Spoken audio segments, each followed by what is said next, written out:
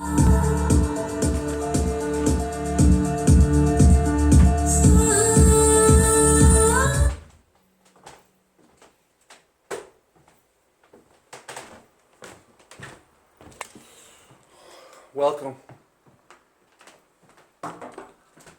We'll now bring us into the session.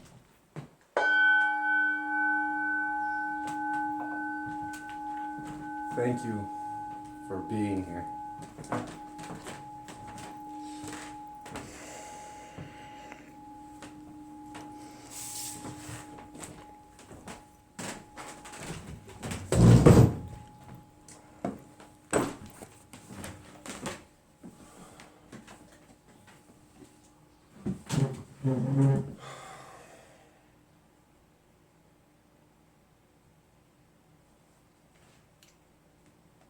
Let's get right into it, shall we? I'm going to read a little bit from this book here, Sermon on the Mount. This book unlocks the keys to the Bible in a way that'll open our abilities to connect, finally understand those aha moments, be like, oh, I get it now.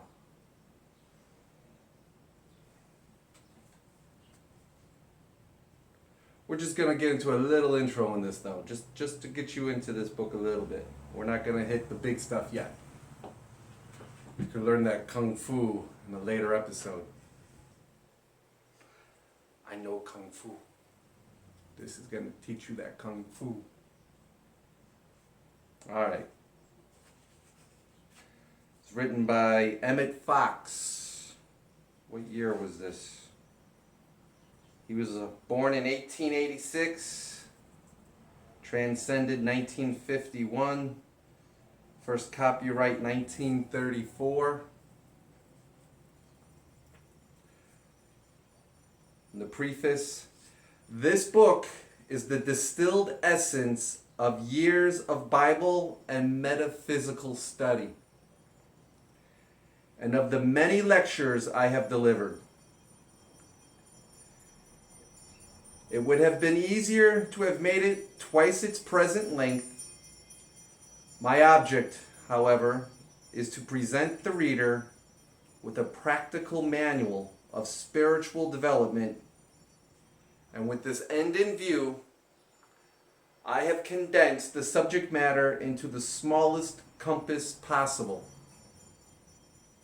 We're going to bring it down a little quicker than that. It's 2020 now. As you read the Bible, you should constantly affirm that divine wisdom is enlightening you. That is the way to get direct inspiration. I suggest that you do that with everything, not just when you're reading the Bible. Constantly affirm that divine wisdom is enlightening you. Our minds are like a computer, uploading, downloading. We need to send the signals out as well. He calls it scientifically prayer. We need to intentionally make our requests. Constantly affirm that divine wisdom is enlightening you.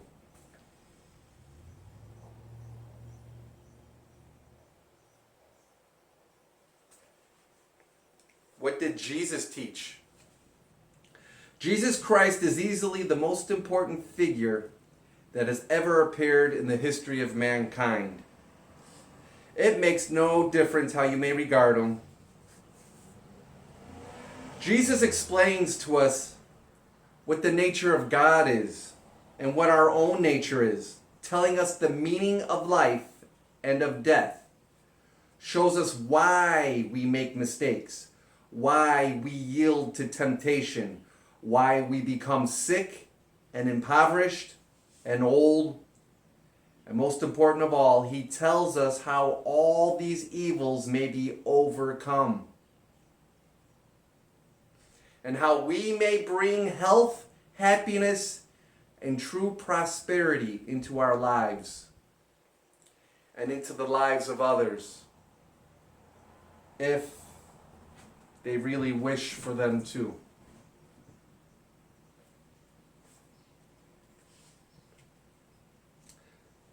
There is absolutely no system of theology, of doctrine to be found in the Bible.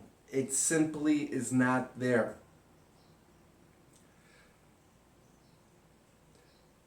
The plain fact is that Jesus taught no theology whatever. His teaching is entirely spiritual or metaphysical. Historical Christianity, unfortunately, has largely concerned itself with theological and doctrinal questions, which, strange to say, have no part whatever in the gospel teaching. Jesus has been sadly misunderstood and misrepresented in other directions too. For instance, there is no warrant whatever in his teaching for the setting up of any form of ecclesiasticism, of any hierarchy of officials or system or ritual. He did not authorize any such thing, and in fact, the whole tone of his mentality is definitely anti-ecclesiastical. All through his public life, he was at war with the ecclesiastics and other religious officials of his own country. They first hindered and then persecuted him. With a perfectly sound instinct of self-preservation. They felt instinctively that the truth, as he taught it, was the beginning of the end for them, and they finally had him put to death.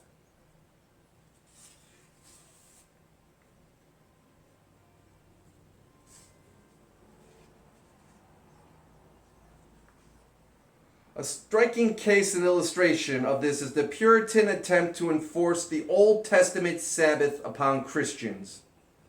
Although the Sabbath law was a purely Hebrew ordinance, and the ferocious penalties involved in neglecting it applied exclusively to the desecration of Saturday, and in spite of the fact that Jesus particularly discouraged superstitious Sabbath observance, saying that the Sabbath was made for man and not man for the Sabbath, and making a point of doing anything that he wanted to do upon that day, he clearly indicates throughout his teaching that the time has come when man must make each and every day a spiritual Sabbath by knowing and doing all things in a spiritual light. Yes, we can get there if we so choose.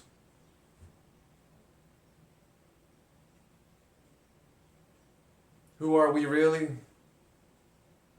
Spiritual beings having a human experience. Everything here is created with pure love. Love. That's who we are.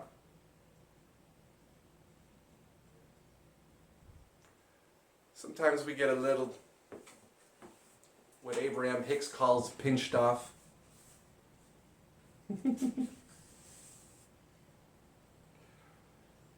Now what, after all, is a miracle? Those who deny the possibility of miracles on the ground that the universe is a perfect system of law and order, to the operation of which there can be no exceptions, are perfectly right. But the explanation is that the world of which we are normally aware, and with whose laws alone most people are acquainted, is only a fragment of the whole universe as it really is.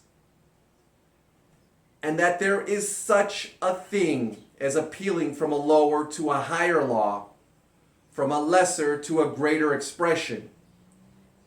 Now, the appeal from the lower to the higher law is not really a breach of law, for the possibility of such an appeal is part of the major constitution of the universe, and therefore, in the sense of a real breach of law, miracles are impossible.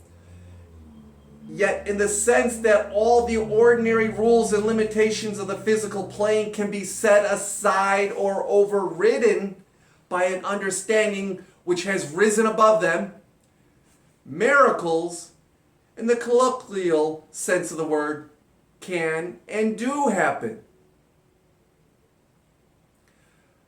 Let us suppose, for the sake of an example, that on a certain Monday your affairs are in such a condition that, humanly speaking, certain consequences are sure to follow before the end of the week. These may be legal consequences, perhaps of a very unpleasant nature, following upon some decision of the courts, or they may be certain physical consequences in the human body. A competent physician may decide that a perilous operation will be absolutely necessary, or he may even feel it his duty to say that there is no chance for the recovery of the patient. Now, if someone can raise his consciousness above the limitations of the physical plane in connection with the matter, and this is only a scientific description of what is commonly called prayer, then the conditions on that plane will change, and in some utterly unforeseen and normally impossible manner. The legal tragedy will melt away, and to the advantage, be it noted, of all parties to the case. A win-win solution, which is always possible. And I ask that we all focus upon being sure that win-win solutions are our intention. We have free will. It's up to you. Yeah.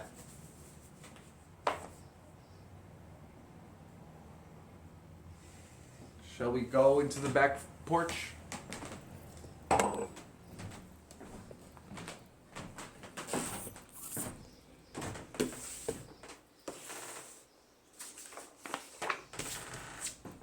Just grab this one for now.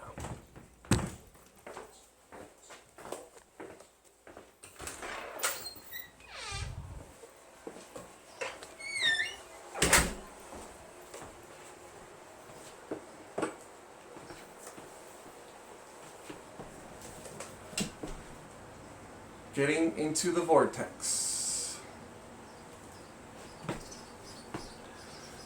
These are based on the teachings of Abraham Hicks. We'll soon be doing a meditation guided by Abraham Hicks.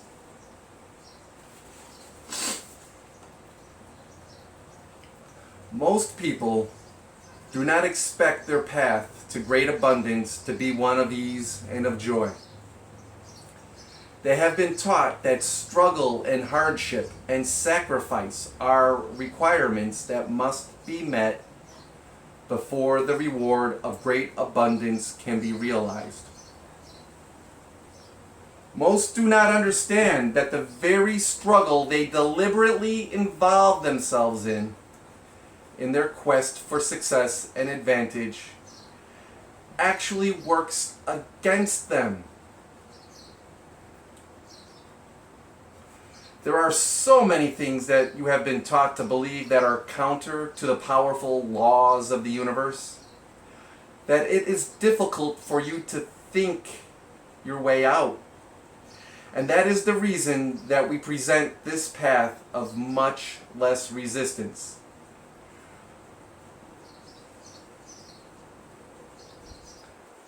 We want you to breathe rather than try.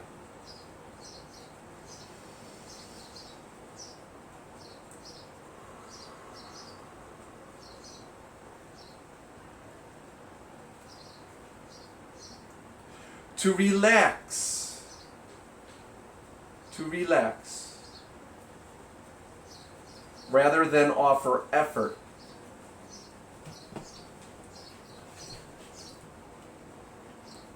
To smile rather than struggle. To be rather than do. Be.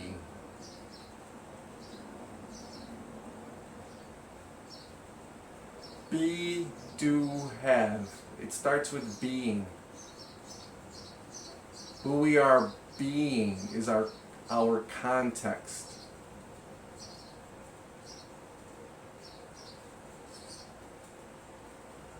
When we transform our way of being, our whole world feels that vibration and adjusts accordingly.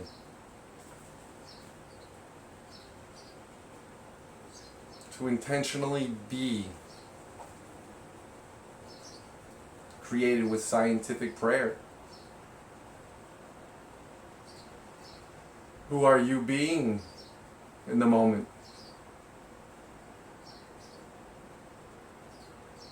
Provides you your actions, a clearing for your actions. And your actions provide the results. When somebody asks you, how are you doing? It's a wonderful opportunity for you to create your way of being. Typically, we say in this current society I'm in, oh, I'm good. How are you? Oh, I'm good. How are you? I'm good. How are you? Good, good, good. Good, good, good, good. Which is good. Might I suggest that we take that opportunity to create something beyond good?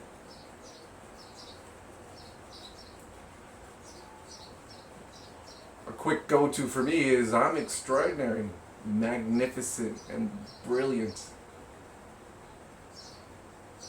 Wow. That gets a reaction from people. Might even come off a little arrogant.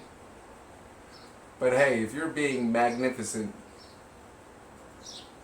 there's nothing arrogant about it. It's just magnificence.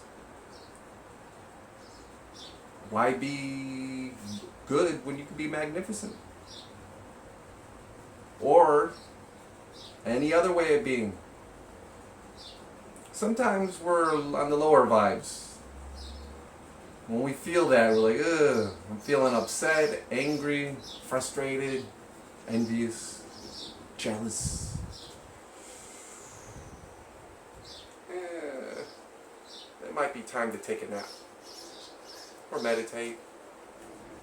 Walk around the block, breathe. Reconnect to our spirit. It may take about 15 minutes.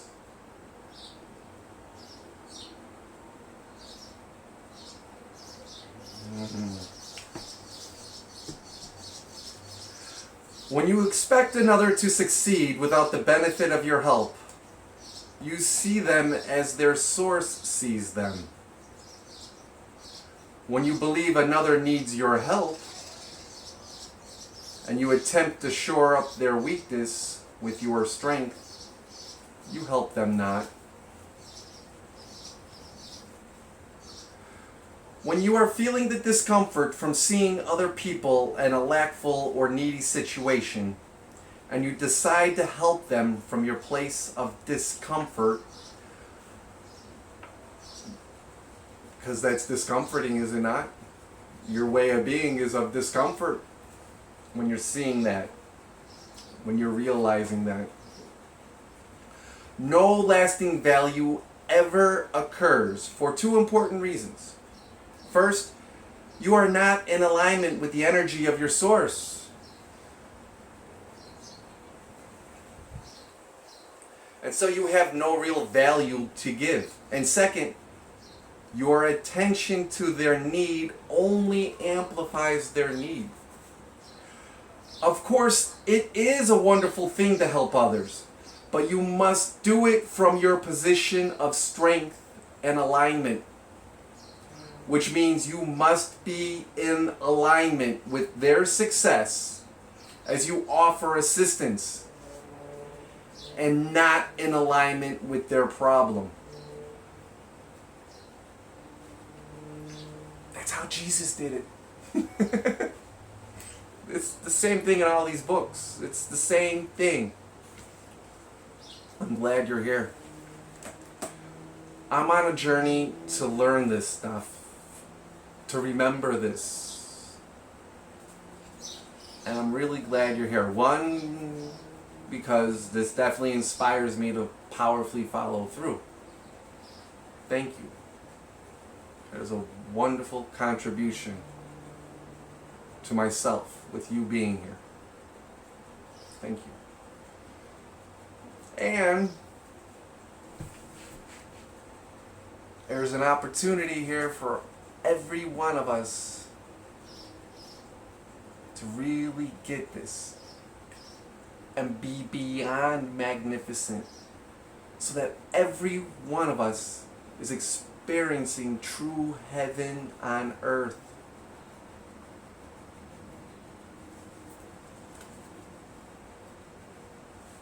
And when we create that intentionally, then we can really appreciate it and ensure that we maintain this creation of heaven on earth.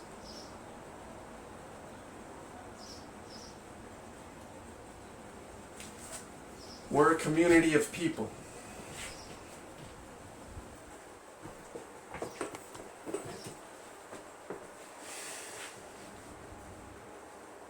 It's important for us to get this, and it's important for us to share this with others. It's important for our children to get this. From the age of 0 to 7, Mr. Steiner suggests that we focus on the basics. Learning to socialize at a very young age. Get out there with the people, with the youngsters. Learn how to be with others. Let's learn how to make our beds. Keep our bodies clean. Bring in pure, healthy energy. Clean water. Nourishing food. Learn how to be great with ourselves. Learn to be great with each other, with our parents and our siblings. And then from 7 to 14, it's time to focus on education. Continue to do our chores. Continue to maintain a daily structure. We go to sleep at the same time. We wake up at the same time. We have our game plan for the day. We follow through to completion. Connect with our higher selves. Be led by our higher selves. Just follow that pathway and get everything accomplished. And between 7 and 14, those activities are education. Every day. Reading, writing, arithmetic, all the other lessons that are to be learned. And then from 14 on, we go out and make it happen. We'll get into that a little bit later. Ooh. How about we connect with our higher selves now?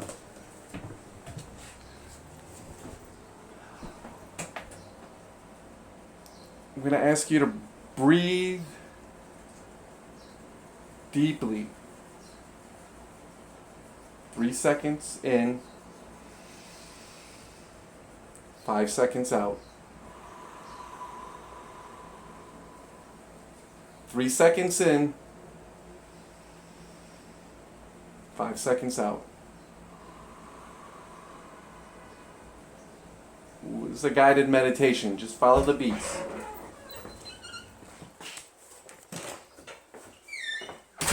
We're going to do this for 15 minutes.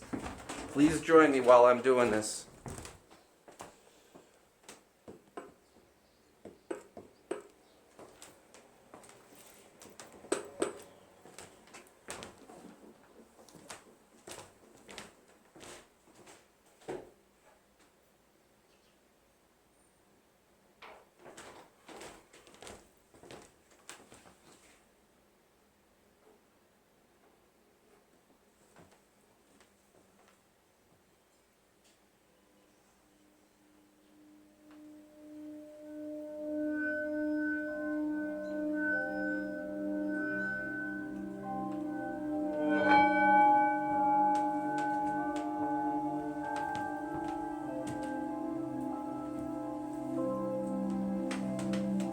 Welcome to the doorway of your vortex.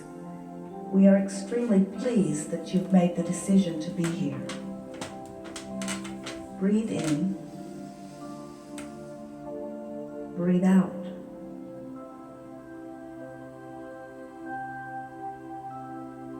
It is good to come together for the purpose of co-creation and for the purpose of aligning with who you really are.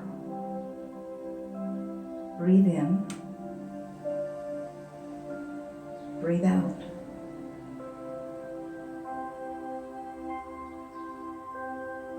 We want you to know that as you relax and breathe and focus softly upon the words that we are offering to you here,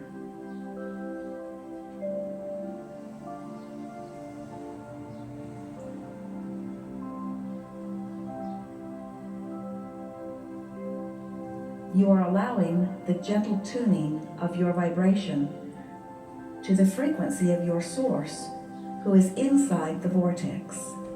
Breathe in, breathe out.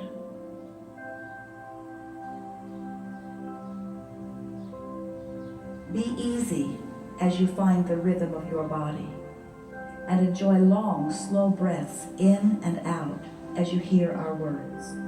Breathe in, breathe out.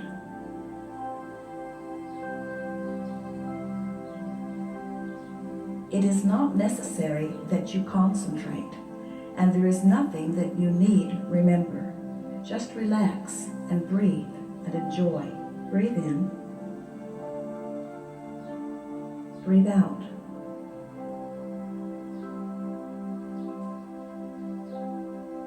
You are an extension of non-physical source energy, and you have come here with great eagerness and purpose.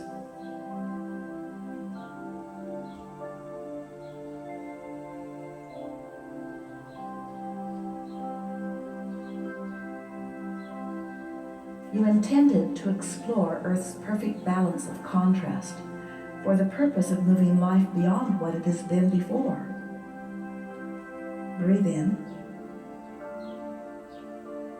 breathe out.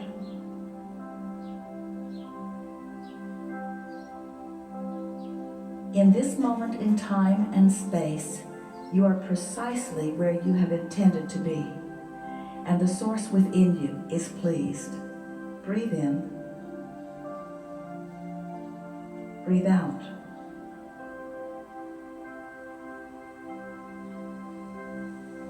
Your life continually calls more expansion through you, and all that is benefits from the important part that you play. Breathe in, breathe out.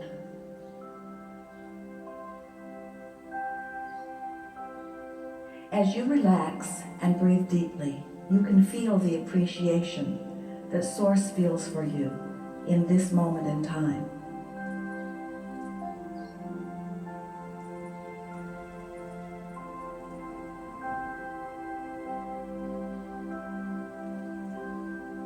Appreciation for your physical world, for its diversity, and for the stream of never-ending desires that flow forth from you.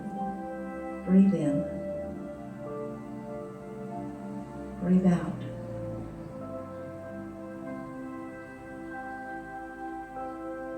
Before your birth into this physical body, you understood the importance of the contrasting diversity on planet Earth. Breathe in. Breathe out.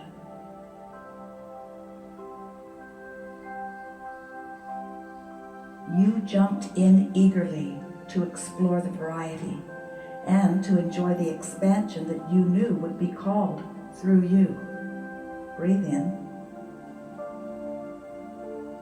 Breathe out.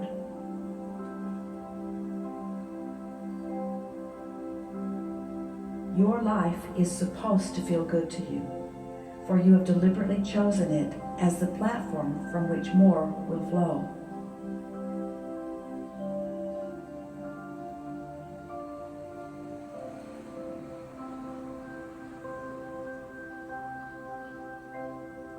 The appreciation that Source feels for you never-endingly will wrap you in a warm blanket of worthiness if you will allow it. Breathe in. Breathe out.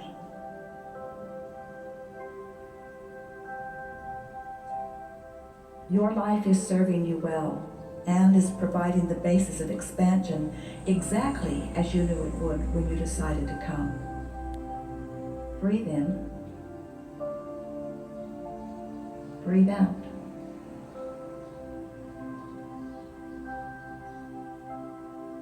You have launched countless rockets of desires into your vortex of creation, and your frequent entry there will always feel good. Breathe in. Breathe out.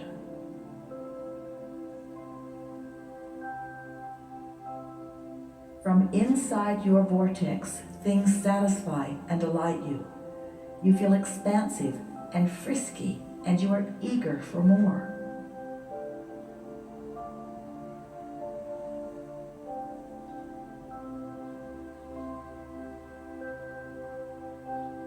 With every new discovery and each new place you stand, the expansive feeling of more continues to call you and refresh you. Breathe in. Breathe out.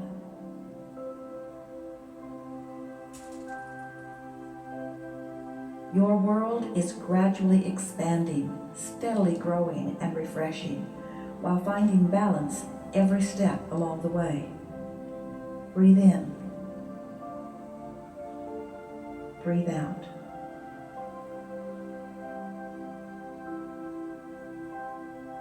Well-being is the dominant basis of all that is, of the universe and of the physical planet upon which you now stand. Breathe in. Breathe out.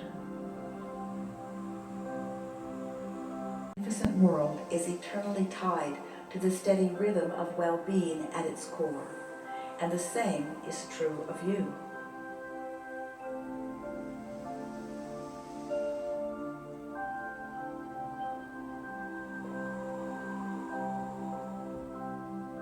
As you relax and refresh, releasing resistance as you breathe, you will discover the balancing rhythm of your source. Breathe in. Breathe out.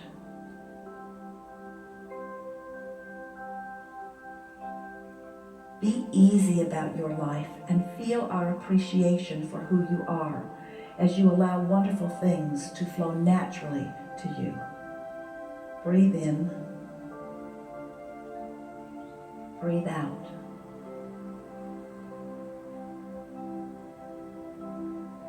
As you relax into the law-based premise of our words, any resistance you have found along your physical path will be released. Breathe in. Breathe out.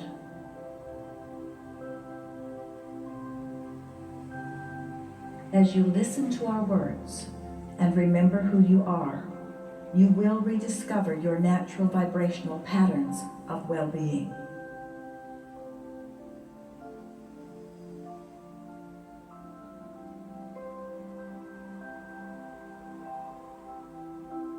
Each day you will find more clarity, more stamina, more eagerness.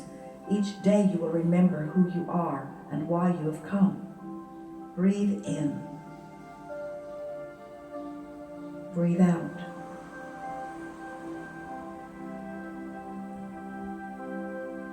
That which is your source is fully aware of you right now and feels unspeakable appreciation for who you are. Breathe in. Breathe out.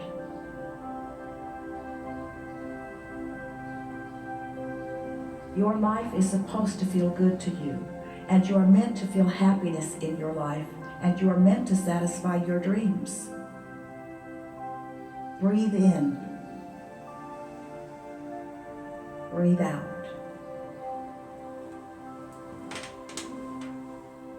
You are doing extremely well. The well-being that you seek is flowing to you. Relax and enjoy the unfolding.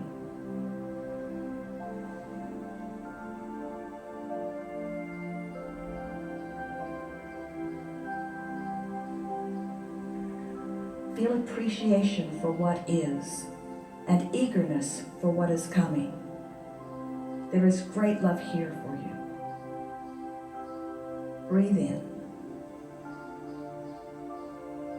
For the next few minutes, letting the music guide you.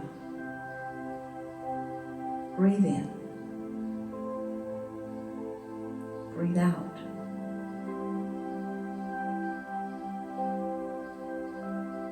Breathe in.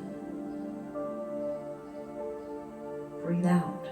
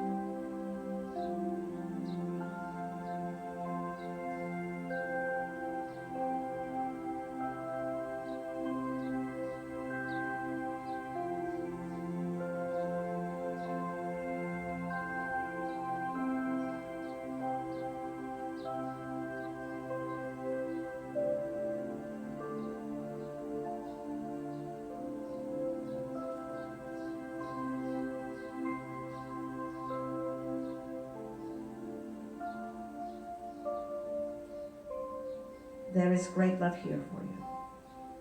And as always, we remain in the vortex.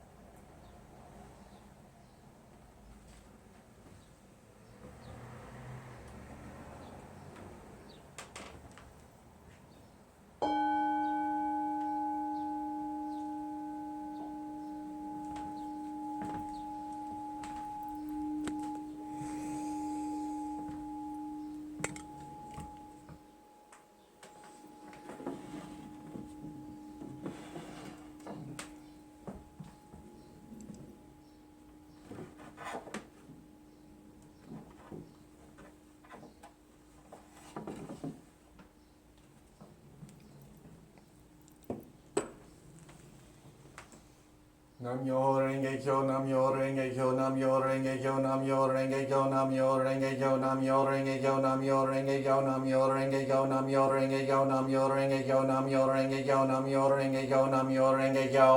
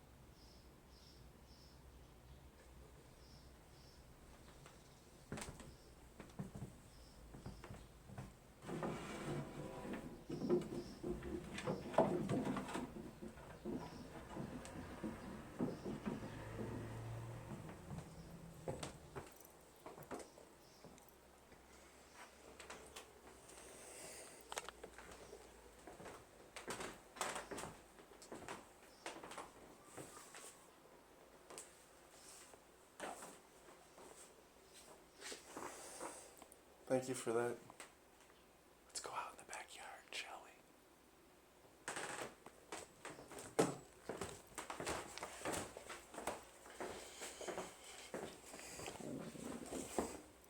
we? Lemon water.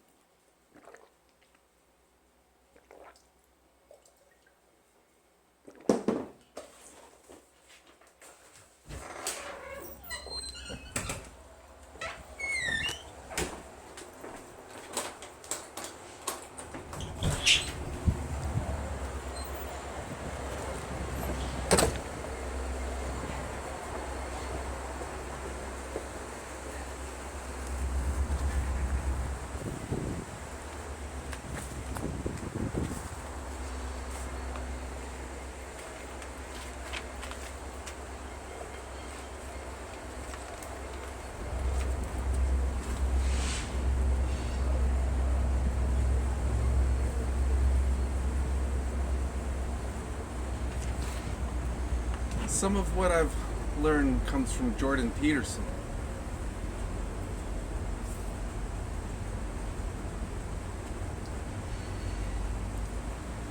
Human beings are genetically predisposed to biochemically require a sense of being respected. This happened because we learned that those who are most respected are the ones who are most likely to produce other human beings, who then carry forward those traits of that genetic knowledge. This DNA programming becomes a subconscious demand to ensure that our genes survive into the next generation. Thus, our very inner self takes being respected very seriously, as though its life depends on we being respected.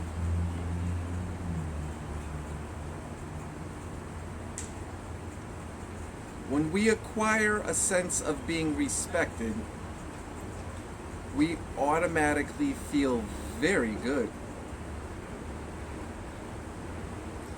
However, when we sense that we are being disrespected, then we will automatically take evasive actions to immediately demand that we are back to being respected. Because from our genetic perspective, what's the point of living if our genes won't survive into the next generation? An example of this is how road rage appears to abruptly come out of nowhere. Someone does something that leaves another to feel disrespected, and the person feeling disrespected will have an immediate impulse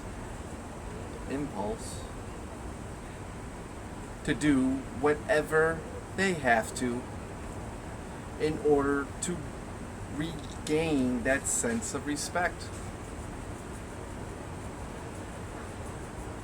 This need to be respected is at the source of most upsets,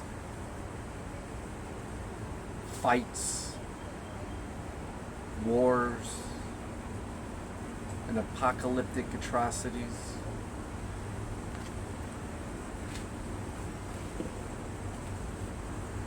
The huge opportunity of knowing that every human being requires respect is to be sure to provide an adequate amount of respect to every human being that you encounter. Yes, starting with yourself.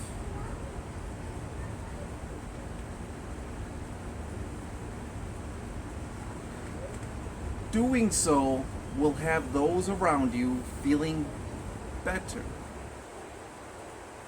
Provide a good amount of respect back towards you. Quell potential upsets, and can be used to immediately halt aggressive behaviors when generous amounts of respect are provided to all parties who are feeling momentarily disrespected. Go ahead and be proactive by giving a smile and or a slight nod of acknowledgement to every single human being that you come across during your travels.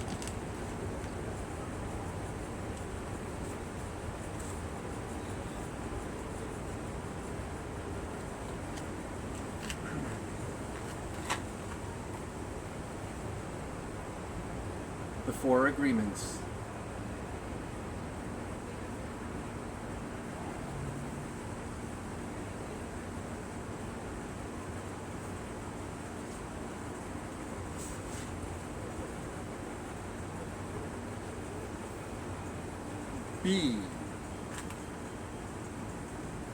Be as in being. That's why I thank you for being here.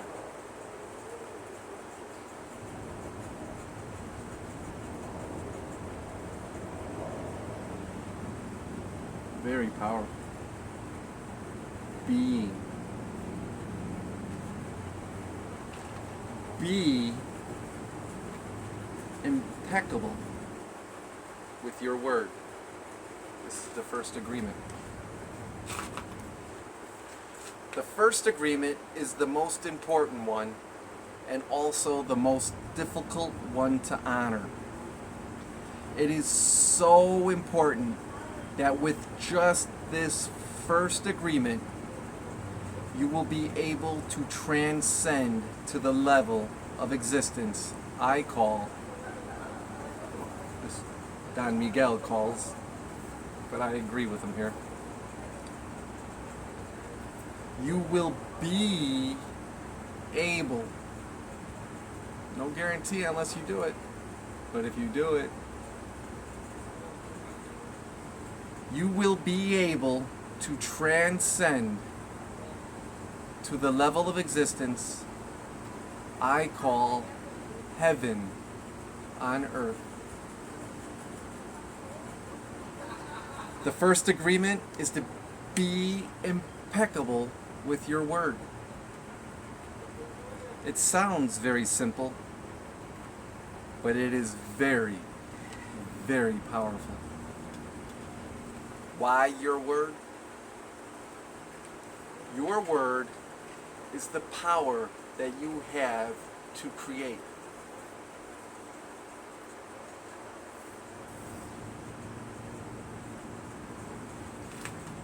Your word is the gift that comes directly from God.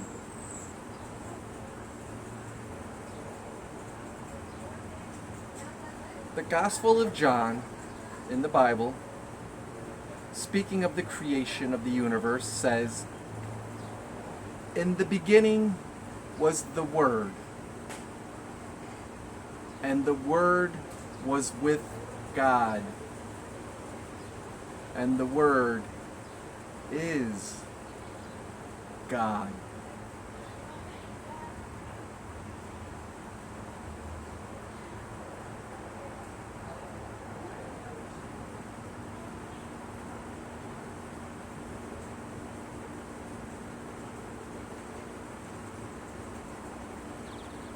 Your word is the power. Your word is God.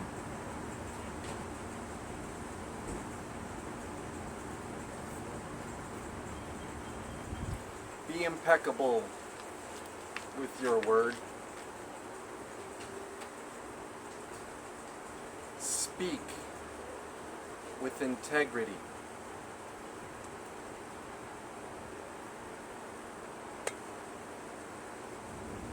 Say only what you mean.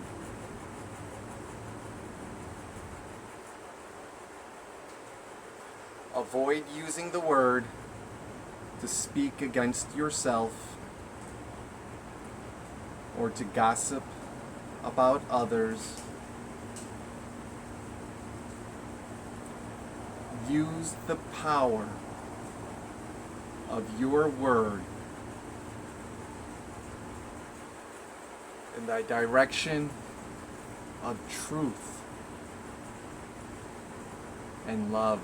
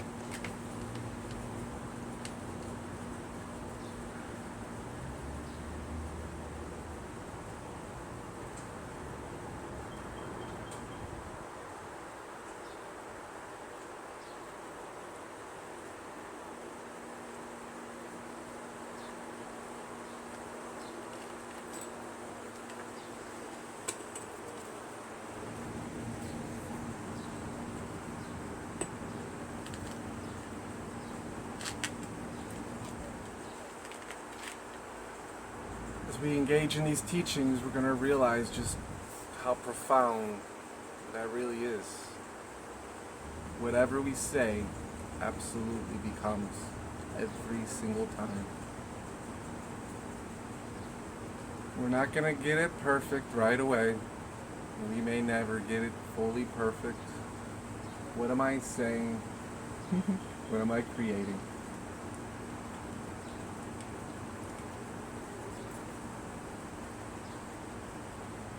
I know we can get this. I know we got this. Please join me every week as we explore some of this ancient wisdom coming from many various sources.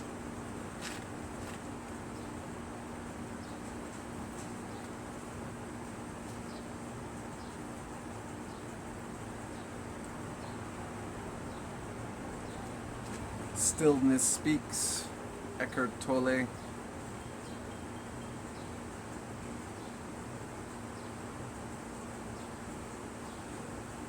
Whatever you accept completely will take you to peace.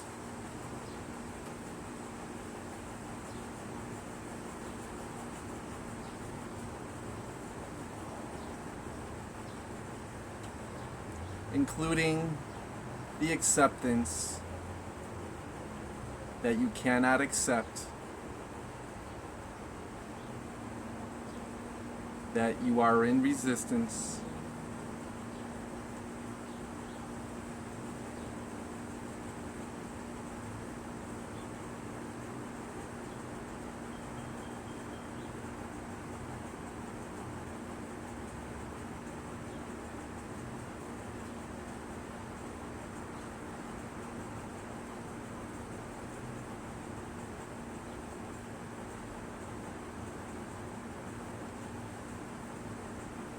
leave life alone.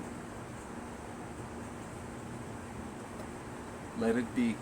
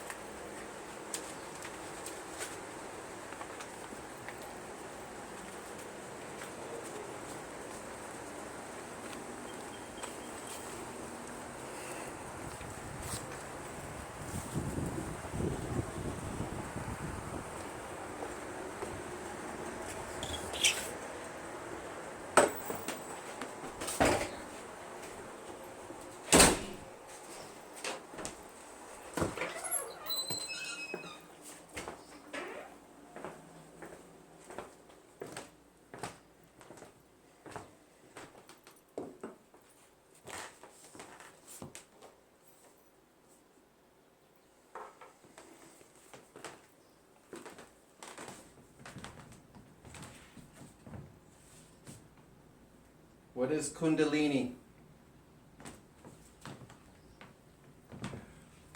Everybody should know something about Kundalini, as it represents the coming consciousness of mankind.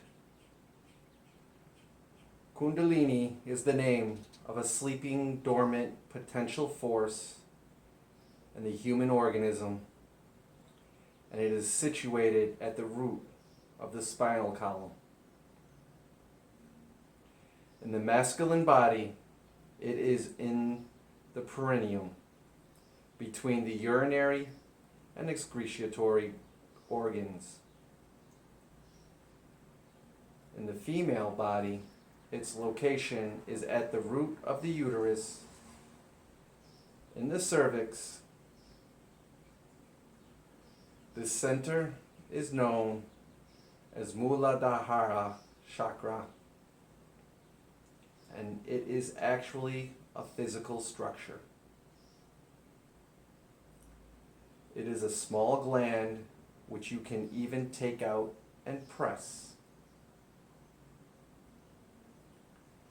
However, Kundalini is a dormant energy, and even if you press it, it will not explode like a bomb. To awaken Kundalini, you must prepare yourself through yogic techniques.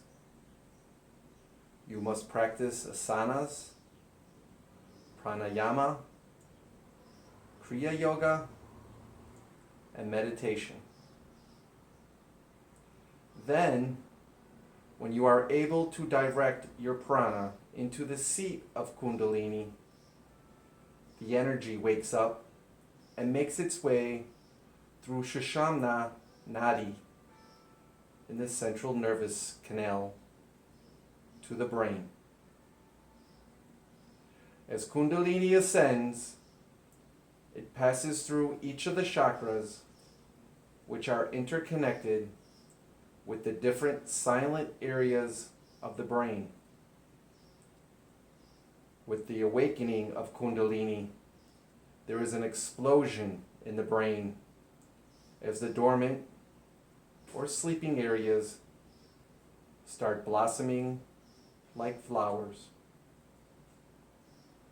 Therefore, Kundalini can be equated with the awakening of the silent areas of the brain.